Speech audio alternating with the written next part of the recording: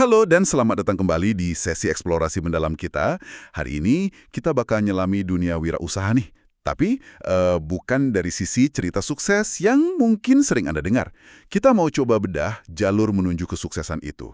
Kita bandingin narasi populer sama apa kata data. Data besar ya. Sumber kita kali ini bab 5 dari buku Don't Trust Your Gut. Judulnya aja udah cukup bikin penasaran. Perjuangan panjang dan membosankan menuju sukses. Dari judulnya aja udah kebayang ya arahnya. Anda pasti sering dengarkan cerita pendiri muda jenius atau orang luar yang tiba-tiba sukses besar gitu. Tapi pertanyaannya, apa benar sih kata data? Siapa yang biasanya berhasil dalam bisnis? Oke, mari kita mulai bedah ini. Betul sekali. Jadi kali ini kita coba tantang ya narasi-narasi yang udah kadung populer itu. Kita pakai data jutaan wirausahawan buat lihat polanya. Gimana sih resep sukses yang disaranin sama bukti empiris? Ini jadi menarik karena ya itu tadi, data sering kasih gambaran yang beda banget. Kadang malah bertentangan sama cerita inspiratif yang sering diangkat media. Tapi ya jarang terjadi sebenarnya. Kita akan fokus ke apa yang buku ini sebut perjuangan panjang dan membosankan. Mungkin kurang seksi ya kedengarannya, tapi bisa jadi ini lebih akurat. Oke, ada 3 mitos utama nih yang bakal kita lihat berdasarkan data. Pertama, soal anggapan usia muda itu keuntungan besar buat wirausaha. Kedua, gagasan keunggulan orang luar atau outsider's edge itu.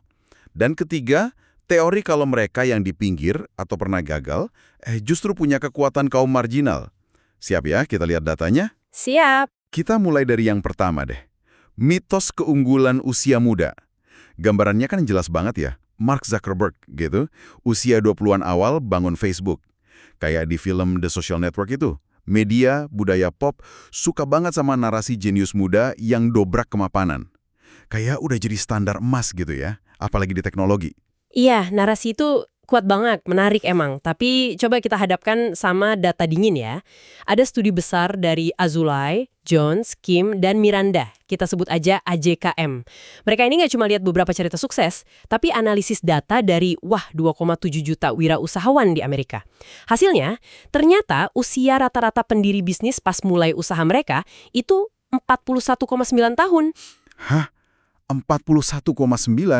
Itu kan jauh banget ya dari bayangan anak kuliahan atau yang baru lulus. Hampir 2 dekade lebih tua dari usia 20-an yang sering, dipuja-puja majalah bisnis itu. Jauh sekali. Dan bukan cuma rata-ratanya loh. Data AJKM ini juga nunjukin pola yang lebih bikin kaget lagi mungkin. Peluang kesuksesan seorang wirausahawan itu cenderung naik seiring bertambahnya usia. Setidaknya sampai umur 60 tahun. Dan ini berlaku juga di sektor teknologi tinggi. Sektor yang sering dianggap cuma buat anak muda. Wah, jadi bukan cuma rata-ratanya lebih tua, tapi potensi suksesnya malah lebih bagus di usia matang gitu ya? Betul. Ini jadi pertanyaan besar sih. Kenapa pengalaman, yang kan datangnya sama usia, kok jadi krusial banget? Padahal narasi populer bilang sebaliknya. Apa yang bikin usia 40-an, 50-an itu jadi kayak prime time buat mulai bisnis menurut data ini? Ya, apalagi di industri atau bidang yang sama persis sama bisnis barunya, itu tingkat suksesnya jauh lebih tinggi. Pengalaman bertahun-tahun ini kan ngebangun banyak hal ya. Keahlian teknis, manajerial yang dalam, pemahaman pasar yang nggak bisa dipelajari dari buku aja, jaringan kontak juga, kredibilitas di mata investor mungkin. Jadi bukan sekedar tambah tua, tapi akumulasi modal manusia dan sosial gitu. Ada contoh nyata yang menarik nih soal ini. Tony Fadell. Mungkin banyak yang kenal dia sebagai otaknya iPod atau pendiri Nest Labs, termostat pintar itu. Dia kan jelas bukan prototipe pendiri usia 20-an ya. Malah dia vokal banget soal pentingnya belajar jangka panjang, pengembangan empati seiring waktu. Dia pernah bilang gini, kurang lebih. Dia sengaja pengen kelihatan jelek di usia 20-an, biar kelihatan lebih baik pas tua nanti. Menarik ya? Iya, dan cerita Fadel itu pas banget sama data. Dia ngakuin kok kesalahan manajerial dia di awal karir. Tapi justru pengalaman buruk itu yang ngebentuk dia jadi pemimpin yang lebih efektif belakangan. Ini nunjukin gimana pengalaman, termasuk gagal dan belajar darinya, itu kontribusi ke kompetensi buat jalanin bisnis kompleks. Jadi ini bukan cuma soal ide brilian, tapi juga kemampuan eksekusi, kepemimpinan yang udah terasah. Data malah nunjukin pengalaman spesifik di bidang sempit itu lebih bagus daripada pengalaman luas tapi dangkal. Berarti narasi keunggulan usia muda itu bukan cuma nggak akurat secara statistik, tapi bisa jadi bahaya juga dong. Tadi Anda sempat nyebut ada lonjakan wirausaha remaja ya, habis film The Social Network itu. Mitos ini bisa bikin orang, terutama anak muda, nekat terjun sebelum mereka benar-benar siap, sebelum punya pengalaman dan keahlian yang kata data penting banget. Risikonya ya gagal, kecewa. Data justru nyaranin sabar, fokus belajar mendalam dulu, kuasai bidangnya. Jalan sukses wirausaha itu, kata data, lebih kayak maraton bukan lari sprint. Mencerahkan banget sih ini. Itu tadi mitos usia muda ya. Sekarang coba kita geser ke mitos kedua. Keunggulan orang luar atau outsider's edge. Konsep ini kan lumayan populer juga. Didukung cerita kayak Suzy Bettis, pendiri Pupuri. Itu dia kan nggak punya latar belakang kimia sama sekali ya pas bikin produk penghilang bau toilet itu. Malah riwayatnya penuh gagal bisnis. Salon bangkrut, lini pakaian gagal, bisnis perbaikan hot tub gagal, salon tanning juga. Kisahnya kayak validasi sempurna gitu. Kalau orang luar yang nggak terbebani cara pikir lama bisa lihat solusi unik.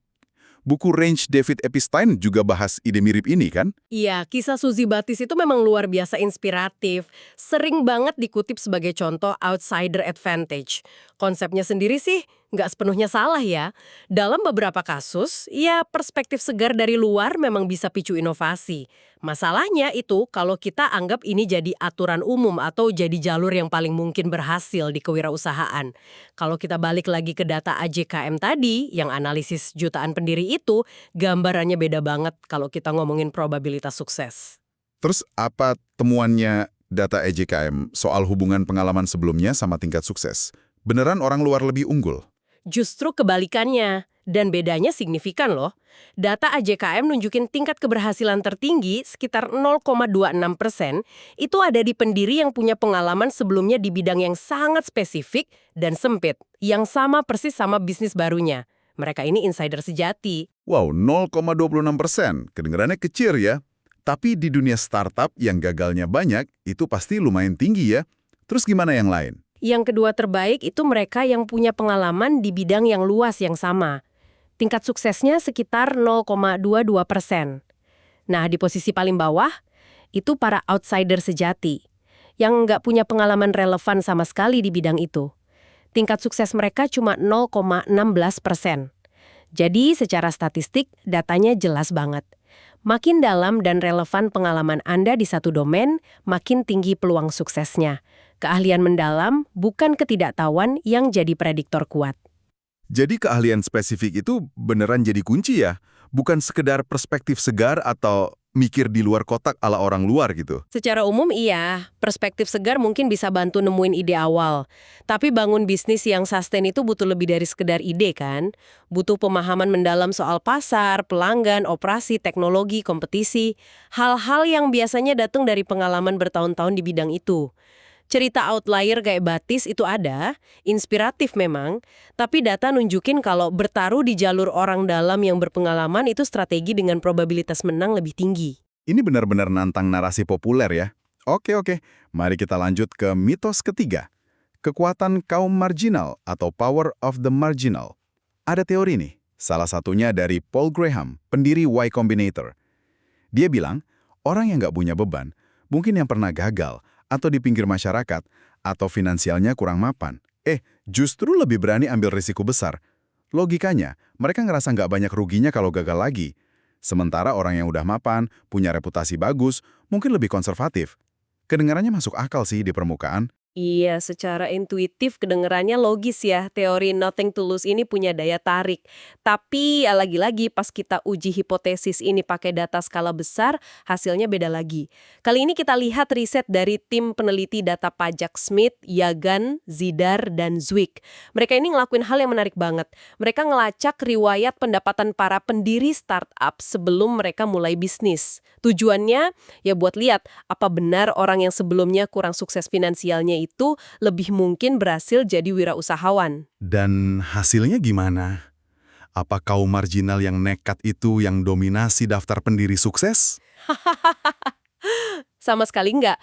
Hasilnya justru kebalikan dari teori Paul Graham itu. Peneliti nemuin kalau orang-orang yang udah sukses secara konvensional sebelum mulai bisnis, diukur dari tingkat pendapatan mereka di kerjaan sebelumnya, itu secara signifikan lebih mungkin berhasil sebagai wirausahawan dibanding yang pendapatannya lebih rendah. Malah yang udah mapan. Wah, ini benar-benar ngebalikin anggapan umum ya, bukan orang pinggiran yang nekat karena putus asa. Bukan, mayoritas yang sukses tampaknya begitu. Temuan yang paling nyolok itu ini. Para pendiri yang pendapatannya ada di 0,1% teratas sebelum mereka mulai bisnis baru, itu punya tingkat keberhasilan usaha tertinggi di antara semua kelompok. Ini jelas bukan kaum marginal kan? Mereka ini individu yang udah buktiin kompetensi tinggi di bidangnya, dihargai mahal sama pasar kerja, punya reputasi, malah mungkin punya banyak hal yang dipertaruhkan kalau gagal. Jadi data pendapatan ini sangat ngebantah teori kekuatan kaum marginal. Kesuksesan sebelumnya itu kayaknya jadi fondasi, bukan penghalang buat sukses wirausaha berikutnya. Kenapa bisa gitu ya? Bukannya mereka harusnya lebih takut ambil risiko? Mungkin ada beberapa faktor ya. Pertama, pendapatan tinggi sebelumnya itu sering jadi proksi buat keahlian, kompetensi, jaringan kuat, aset yang berguna banget pas bangun bisnis. Kedua, mereka mungkin punya tabungan atau akses modal yang lebih baik juga. Ketiga, reputasi dan rekam jejak mereka bisa jadi bikin lebih gampang narik talenta, pelanggan, atau investor. Jadi, bukan nggak punya beban, mereka mungkin malah punya bekal lebih banyak. Keberanian ambil resiko mungkin tetap penting, tapi data nunjukin itu lebih sering berhasil kalau digabung sama kompetensi dan sumber daya yang solid. Luar biasa ya gimana data terus-terusan ngebantah narasi yang kita kira benar. Ini ngebawa kita ke konsep menarik yang Anda sebut ide counter-counter intuitif. Bisa tolong dijelasin alur mikirnya? Kayaknya ini kunci buat ngerti kenapa mitos-mitos tadi bisa populer banget. Tentu, ini pola yang sering terjadi ya kalau kita hadapin data versus cerita. Prosesnya kira-kira gini. 1. Ada ide awal yang sebenarnya cukup logis atau intuitif.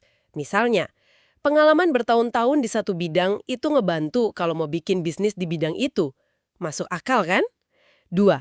Terus muncul cerita-cerita spesifik yang bertentangan sama intuisi awal tadi. Cerita ini menarik justru karena mengejutkan, ngelawan ekspektasi. Contohnya ya kisah Mark Zuckerberg tadi. Sukses luar biasa di usia muda banget tanpa pengalaman kerja formal panjang. 3. Karena ceritanya ngejutkan, dramatis, beda. Media cenderung ngangkat besar-besaran. Film dibikin soal si jenius muda, The Social Network, bukan soal Tony Fadell yang umur 41 pas sukses sama Ness. Nggak ada kan film The Thermostat? Cerita outlier ini dapat sorotan yang nggak proporsional. 4. Akibat diulang terus-menerus di media budaya populer, cerita yang awalnya mengejutkan, kontraintuitif, ini lama-lama jadi kerasa normal. Diterima jadi semacam kebijaksanaan baru atau anggapan umum. Jadi orang mulai mikir, oh ternyata usia muda itu keuntungan, atau orang luar emang sering lebih inovatif. Ide yang tadinya kontraintuitif malah jadi conventional wisdom. Jadi mitos-mitos yang kita bahas tadi itu contoh nyata dari langkah 2, 3, dan 4 itu ya. Kisah Zuckerberg, Bates, atau gagasan Paul Graham jadi narasi dominan yang geser logika awal soal pentingnya pengalaman. Tepat sekali. Nah, disinilah data skala besar main peran. Data kayak dari AJKM atau peneliti data pajak, itu kan nggak punya preferensi ya cerita mana yang lebih menarik atau dramatis. Data cuma ngerekam apa yang terjadi sama keseluruhan populasi wirausahawan, bukan cuma segelintir bintang yang ceritanya viral. Dan apa yang data tunjukin, seringkali data ngebuktiin kalau kebijaksanaan baru yang lahir dari cerita outlier tadi, itu ternyata salah kalau diterapin secara umum. Data malah ngonfirmasi intuisi awal kita bahwa usia dan pengalaman memang penting, bahwa keahlian spesifik memang ningkatin peluang sukses, bahwa rekam jejak kompetensi memang korelasi positif sama kesuksesan wirausaha, itu sebenarnya benar. Jadi, data bawa kita balik ke logika awal, tapi sekarang logika itu jadi kerasa ngejutkan lagi. Jadi counter-counter intuitif gitu ya, karena kita udah terlanjur kepercaya sama mitos yang dibentuk cerita pengecualian tadi. Persif. Itu esensinya counter-counter intuitive. Data ngembaliin kita ke kebenaran yang mungkin agak membosankan tapi solid. Setelah kita terpapar narasi yang lebih seksi tapi kurang representatif. Contoh lain dari pola ini yang ditemuin riset. Banyak yang ngira pemain NBA hebat pasti dari latar belakang susah banget, kisah inspiratif. Tapi data nunjukin mereka lebih sering dari kelas menengah. Atau anggapan orang lebih sering bercanda pas sedih buat hibur diri. Tapi data nunjukin lelucon lebih sering muncul pas orang lagi seneng. Atau ide bahwa ada titik di mana IQ terlalu tinggi jadi rugi. Tapi data nunjukin IQ lebih tinggi hampir selalu jadi keuntungan. Semuanya contoh di mana data balikin kita ke logika yang sempat ketutup narasi populer. Oke. Setelah kita bongkar mitos usia muda, orang luar, dan kaum marginal, terus apa dong sebenarnya jalur sukses wirausaha yang paling didukung data? Kayak gimana resep yang muncul dari analisis jutaan kasus ini? Di sini kita nyampe ke intinya, perjuangan panjang dan membosankan itu ya. Bener. Kalau kita rangkum ya, temuan-temuan dari data AJKM sama data pajak tadi, jalur yang kayaknya punya probabilitas sukses paling tinggi itu bisa dirangkum jadi beberapa langkah kunci. Ini inti dari perjuangan panjang dan membosankan itu. 1. Investasi waktu di penguasaan mendalam. Habisin bertahun-tahun, mungkin 1 atau 2 dekade gitu, buat benar-benar jadi ahli di satu bidang. Fokus ke domain yang relatif spesifik atau sempit. Jangan coba tahu dikit-dikit soal banyak hal. 2. Buktiin kompetensi. Jangan cuma belajar, tapi tunjukin kalau Anda beneran kuasai bidang itu. Caranya, ya jadi karyawan berprestasi, mungkin capai posisi senior, dapat pengakuan, yang seringnya kelihatan dari gaji tinggi di bidang itu. Ini validasi eksternal keahlian Anda. 3. Luncurkan usaha di waktu yang tepat. Nah, baru setelah punya fondasi keahlian dan rekam jejak solid, baru mulai usaha sendiri. Ini momen buat ubah keahlian dan reputasi jadi potensi kekayaan lebih besar. Dan lihat data usia rata-rata tadi, ini kemungkinan besar terjadinya pas Anda udah di usia paruh baya, akhir 30-an, 40-an, atau bahkan 50-an, bukan di awal karir. Itu dia. Perjuangan panjang dan membosankan. Kedengarannya beda banget ya sama mimpi sukses semalam atau jadi disruptor di usia 20-an yang sering banget kita dengar. Jujur aja ini kedengarannya ya membosankan.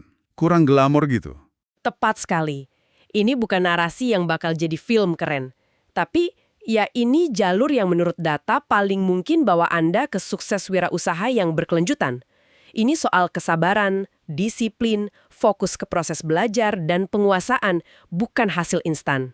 Ini soal bangun fondasi bata demi bata, bukan nyari jalan pintas atau untung-untungan aja. Ini ngehargain kedalaman daripada kecepatan. Saya bisa bayangin sih betapa susahnya ngejalanin perjuangan panjang ini secara psikologis. Apalagi di era medsos sekarang ya, kita lihat terus sorotan sukses orang lain, termasuk para outlier yang mungkin emang sukses cepat di usia muda. Pasti butuh disiplin mental luar biasa buat tetap fokus di jalur sendiri yang lebih lambat, tapi lebih mungkin berhasil secara statistik. Sangat betul, godaan buat bandingin diri dan ngerasa ketinggalan itu nyata banget. Kunci buat bertahan di jalur panjang dan membosankan ini ya kepercayaan sama proses dan pemahaman soal probabilitas. Data ini kan bukan jaminan sukses ya, tapi ngasih tahu kita strategi mana yang punya peluang menang lebih tinggi dalam jangka panjang. Butuh perspektif jangka panjang, kemampuan nunda kepuasan, mungkin juga butuh definisi sukses yang lebih personal, yang nggak cuma diukur dari cepatnya jadi terkenal atau kaya, tapi juga dari penguasaan keahlian dan bangun sesuatu yang bernilai secara berkelanjutan. Jadi, mari kita coba tarik benang merahnya ya. Kita udah lihat gimana data nantang keras mitos populer soal keunggulan usia muda, orang luar, dan kekuatan kaum marginal di dunia wirausaha. Sebaliknya, bukti dari jutaan kasus nunjukin kalau pengalaman bertahun-tahun, keahlian mendalam di bidang spesifik, dan rekam jejak kompetensi sebelumnya itu prediktor sukses yang jauh lebih kuat. Jalur yang paling mungkin berhasil meskipun gak glamor adalah apa yang disebut perjuangan panjang dan membosankan. Nah, apa artinya ini buat Anda yang dengerin? Mungkin ini ajakan buat mikirin ulang pendekatan ke karir dan ambisi. Mungkin sukses sejati itu lebih ke soal sabar bangun keahlian daripada sekedar nyari ide disruptif berikutnya atau ngejar validasi luar secepat mungkin. Dan ini sekali lagi nunjukin betapa berharganya ya analisis data skala besar buat bantu kita misahin mana sinyal mana noise, bedain pola umum dari anomali yang menarik tapi nyesatin. Sifat counterintuitif dari temuan ini juga penting buat direnungin. Gimana data pada akhirnya ngonfirmasi logika dasar, pengalaman itu penting, tapi logika itu sering hilang ketutup narasi outlier yang kuat banget.